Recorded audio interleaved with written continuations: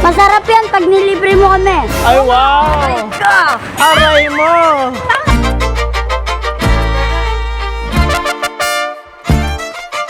At napakaliit naman ng kutsara. Uy, halo-halo sa Kamuning. Napakadaming flavors, more than 10 flavors of halo-halo. So, hi mga kaitis! Summer na, kaya naman, pagtitiripan natin ngayon, mga iba't ibang klaseng halo-halo, this 2026. Abangan nyo, tara punta tayo. Alam mo, ang isa sa mga favorite kong halo-halo, eto matagal ko na silang na-vlog sa ibang platform. Ang pinaka-unique dito, nagsimula lang sila sa isang parang studio type na apartment. Ngayon, isang malaking tindahan. Di na nga tindahan to eh. Full restaurant na yan sila. Buong buo. At ang maganda dyan, mahigit 8 flavors ng halo-halo ang try natin. Kamuning's halo-halo. Tara, sugod tayo. Oh, ang ganda. Isang presko pa. Oh.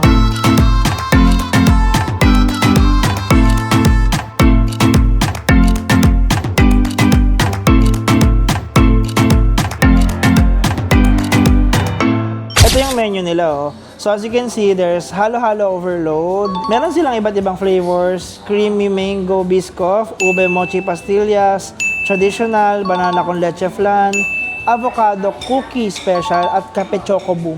Nag-order ako ng mga 5. Pero parang pinadagdagan ko kasi feeling ko kulang. Kasi nga, isa sa mga pinaka-unique na mga bentahe dito sa Kamuning's would be their different flavors of halo-halo. Look at this. Champorado halo-halo. Meron yan siyang mga parang Milo Crispies na mga balls. Meron siyang syrup, may leche flan. Tapos meron din siyang skim milk. Okay. So yan meron siyang parang chocolate sauce. Meron siyang skim milk. Ay, nahulog. Meron siyang cereals ng parang Milo. Oh my God. May kanin. Oh no. At mayroon siyang, hindi na nakita ang bad ko, leche flan. Ayan, saan nakita nyo pa? Dinurog ko yung leche flan niya. Tapos meron siyang champola. Ay, wow! Kakaiba! Ayan, mukha lang siyang messy, pero let's try it. Try na natin, champorado halo-halo. May kanin. So, I assume walang yelo.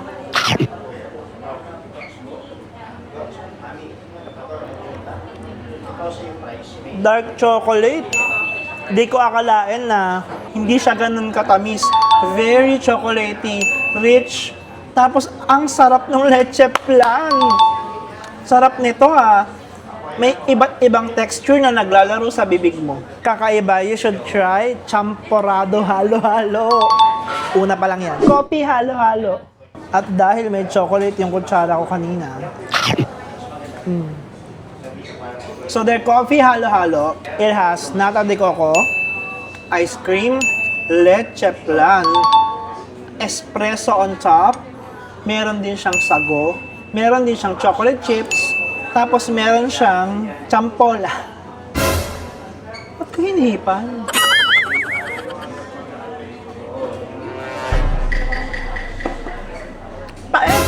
Tinamahan ako ng espresso. Hindi ko ba kasi ginahalo? Yun Sarap kasi yung sipa ng espresso nila, hindi siya 3-in-1 coffee. Espresso yung binuhos sa coffee halo-halo. Creamy and rich the leche flan. One of the must tries. Next na tayo. Ito yung kanilang Pinoy Classic halo-halo.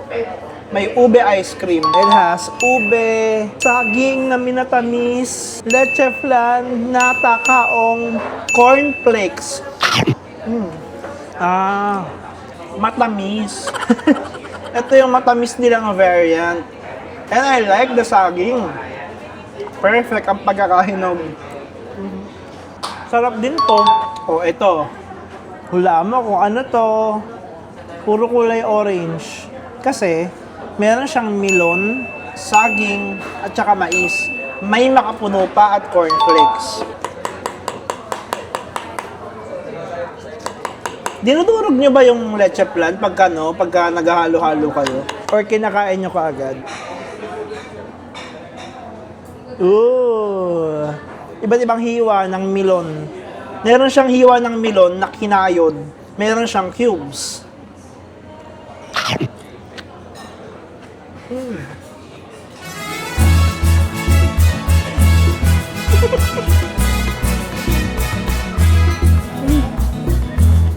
Napaka-refreshing itong flavor na to.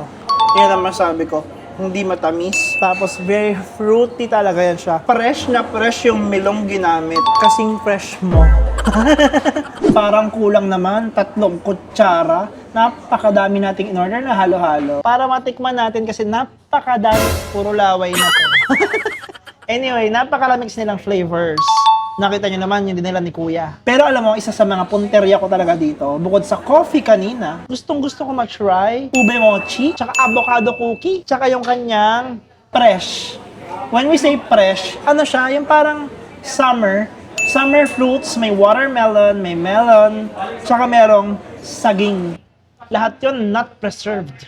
Try natin the ube mochi. Ito yung ube mochi, oh. Punteryahin na natin. Oh my God. Sayang. Sayang yung mochi.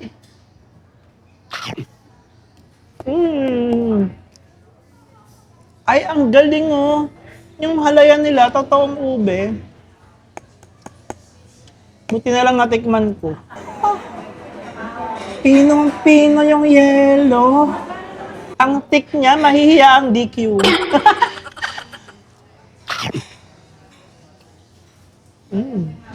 May flakes. Chewy yung mochi. Pumapasok sa mga ngipin ko. Ang cute naman nito. Kakaibang atake. Matamis yung mochi. Very evident yung ube. Pero nagko-complement siya sa mochi. Next naman tayo. Wow! Lazy Susan yarn! Oh, eto naman tayo. Avocado cookie ang atake. It has the expected leche flan, avocado ice cream, merong sliced almonds, merong Rice Krispies, and look at the milk. Oh, wow! Tingnan mo, oh. Ooh. Pero, hinahanap, alam mo ang hinahanap? Ayun! So, sabihin ko pa lang, sabi ko, walang prutas. Eto, oh, meron pong prutas. Ayan, oh. Let's eat this.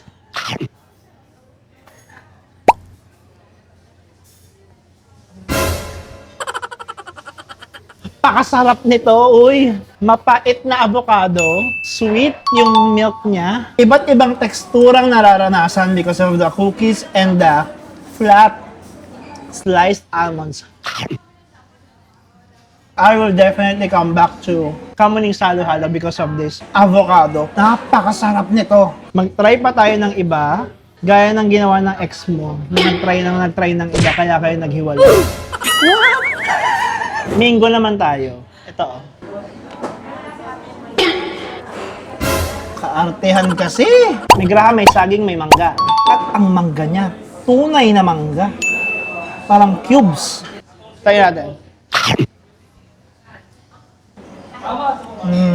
Tapos ang mango graham na may kondensada. Very basic.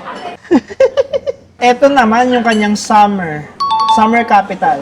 Ito interesting Kasi meron siyang watermelon, meron din siyang melon at mangga. Tropical fruits, may buko pa.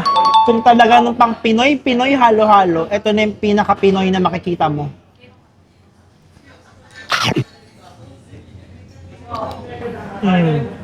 Healthy yan siya. Sarap. Naramdam mo pa yung crunch ng prutas. The watermelon so juicy. Tapos may melon. Ay, grabe. This is really a good celebration of Filipino flavors. So, paano? Itatry muna namin to ng tropang kaitis. Iisa-isahin pa namin lalo. Punta tayo sa next round. Umpisa pa lang ng ating halo-halo food trip. Busog na ako. Kung ako sa inyo, punta kayo dito pag natakam kayo. Kamuning halo-halo sa K1st Street dito sa Kamuning, Quezon City. Malapit sa Kamuning Bakery. Pag ayaw nyo naman, pwede naman sa isang branch nila sa San Fernando, Pampanga. Meron pang isa sa Camdon, Ilocos Norte. Punta na tayo ngayon sa next stop natin. Dali!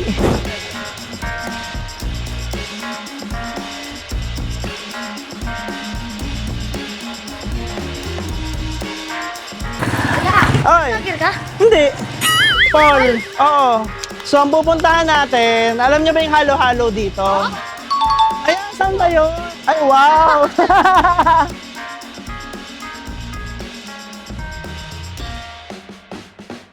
Hello!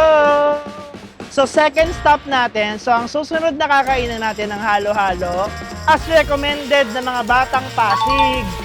Mahalo! Sorry!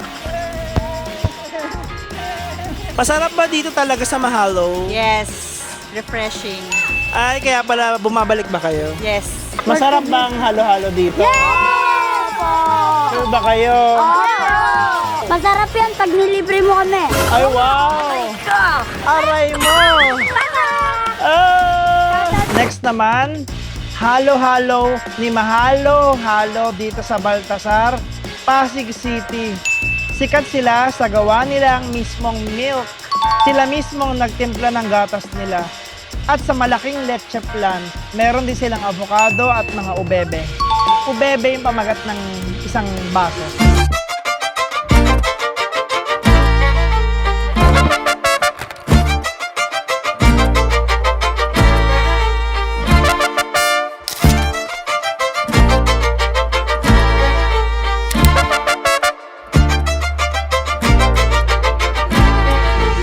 Hi mga kaitis! Next na susubukan natin, yung sikat na halo-halo dito sa Baltasar Street, Pasig City, malapit sa Market Avenue, malapit sa Pasig Central Fire Station. Ang malapit dyan, meron silang iba't ibang flavors. 5 variants to, mahalo, halo-halo. First to try, ubebe sa halagang 129 pesos. Meron siyang langka, meron siyang ube na gawa nila mismo yung halaya. Ang laki naman nitong leche plan na to. Creamy. At tinan mo yung leche plan, no? Apakalaki. Yan yung leche plan. Sobrang laki. Ang gusto ko sa kanila, gawa niya ang sarili niyang gatas. Parang nanay yarn. Ganun. Gawa niya yung gatas niya. Hayop. Ang laki ng leche plan. Grabe. Ang dami ube. Ang isa pang kinakahangaan ko sa kanila, alam nyo mga kaitis, ang isa pang kinakahangaan ko sa kanila would be, hindi sila nakipagsabayan dun sa mga ice milk. Yung parang yung mga yung mga bingsu levels. Nothing against them, pero kasi ito, it brings back a lot of memories. 10 years ago, ganito lang naman kasimpleng halo-halo eh. In-elevate lang niya kasi nilagyan niya ng homemade na gatas. At napakaliit naman ng kutsara. Malupet. Hindi kasi katamisan yung gatas niya. The effect is that nagsa-stand out ng malala yung homemade na lahok na nilagay nila. Ganda ng pagkakahinog ng saging. Next na ita-try natin, babalik-balikan natin. Avocado. Meron siyang leche plan, meron siyang jellies, meron siyang pinipig. Ang daming prutas ng halo-halo. Tapos, wow! Oh! Look at the purity. Parang kinalaykay lang niya yung prutas ng avocado. Laki talaga ng leche plan. OA. Alam mo, nagkukulang sila sa yellow minsan because of the generosity ng laman. Ngunit, pwede kang humingi ng extra ice. Sarap ng avocado nila. Alam mo yung di maugat? Mas maganda yung ibang bagay na maugat. Wag lang sa avocado. Ang laki niya sa halagang 129 pesos. Next naman, try natin. Mango. Ayan siya, oh. Ang laki. Ito is 22 ounce, pero meron din silang 1 litro. Yung 1 litro pang pamilya. Ay, lasang mango ice cream na homemade. Sarap. Nabibitin lang ako kasi puro mangga lang nalalasaang. And last but not the leastest, meron silang corn at saging. Di ko natitikman, pero try nyo kung gusto nyo. Di ko na-i-spoil. Ang dami ko pang halo-halo. Paano? Hati-hati na lang kayo. Okay lang ba? Oh. Hati-hati. Oh, hati-hati. Ay, Diyos ko! Bakit mo tinapon? Itatakbo mo ba yan? Okay. Oh. Wawa, nanunulak. Ba't nanunulak? Oh. Maghati-hati naman kayo. Ano ba yan? Thank you po ah. Ano, kamusta? Okay naman po. Okay lang? Ganun lang yun? Okay lang? Wow! Yung mga sarap. Ano kayo kumain kasi dito masarap. Parang mag-aaway sila, pero off-cam na lang. Eh, ba't ang layo na narating nyo? Ba't kayo nandito sa Pasig? Eh, ano to, sikat to eh. Nakikita ko lagi. Saan mo ba napanood yan? Sa Facebook, sa It's a Small World. May na nga kayo, makaya ka. Ah, okay. Sige. Thank you po.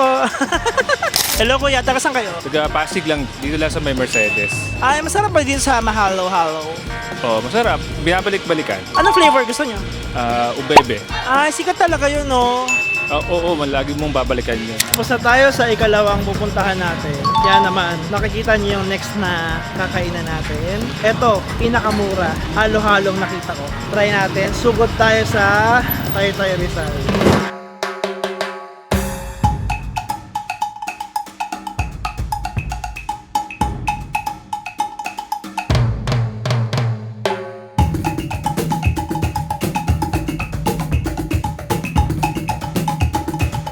Madalas ka ba dito? Opo. Anong bibili mo dito? Halo-halo, special. Dito tayo sa Rizal Avenue, Taytay Rizal. Pupunta natin yung last na stop natin. Pinakamurang halo-halo makikita ko doon. Magbilan, may halo-halo pa. Ah, sige. Buti na lang may naabutan pa kaming halo-halo. Napakabilis kasi nilang ma-sold out. Special. Siya special.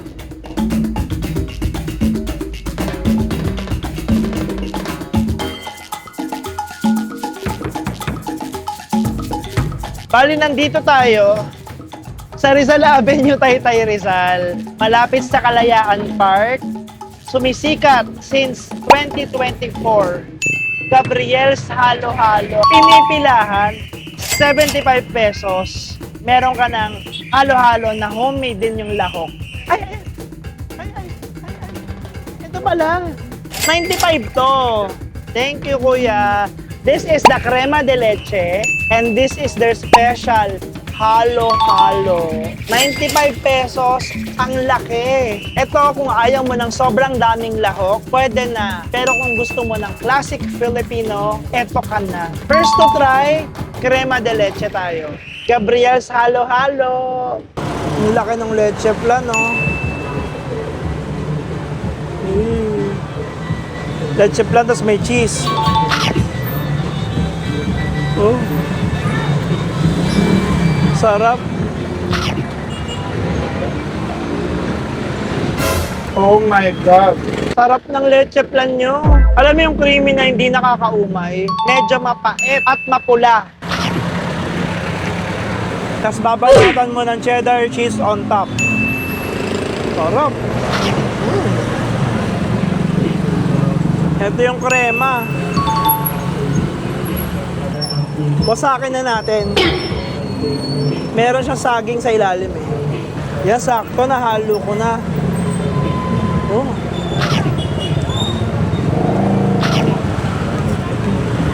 Sobrang creamy niya para sa akin. May linamnam na taglay. Yung gatas niya, hindi nakakaumay, pero may hinahanap akong texture na baka sakaling makuha ko sa kabila sa kanilang classic special halo-halo. Ito naman yung special halo-halo nilang may homemade makapuno at napakalaking leche flan. Ang kapal pa.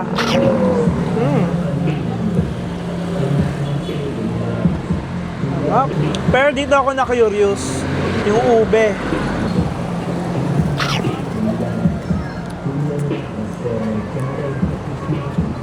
Legit yung ube nyo. Alam mo yung earthy taste, makukuha mo talaga yung lasa niya. Tapos may onting krema, may kondensada, ma-butter. Yun yung napansin ko sa kanya. Ma-butter yan siya. Oh, at ang lahok. Oh, dami. Daming laman. Ha? Lambot ng kamote. Manamis-namis. Alam mo, sakto lang yung langalaman niya. Dinala ng legit ube. Masarap na leche flan. Bagong luto makapuno. Tamang-tamang hinog ng saging. Manamis-namis na kamote. Ang resulta, ang sarap. Pinales sugar ko Pwede ka magpa-less sugar, pwedeng no sugar. May kondensada na kasi yung kanilang binuhos na sauce na custard milk. Tapos may dagdag pang tamis, yung yema sauce. Para sa 95 pesos or 75 pesos sa mga mas maliit niya. Sulit na sulit, Gabriel's Halo-Halo. How I wish na taga rito ako sa Taytay para pwede kong araw-arawin. Sarap. So yun lang mga kaitis, 3 halo-halo, may magkakaibang bentahe. Sana makapili kayo ng isang pupuntahan nyo.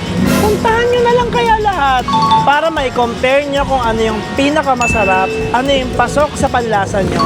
Please don't forget to subscribe, click the notification bell if you want updates coming from me. Marami pa tayong pupuntahan mga kaitis. Yun lang, see you next week. Yun lang, bye-bye!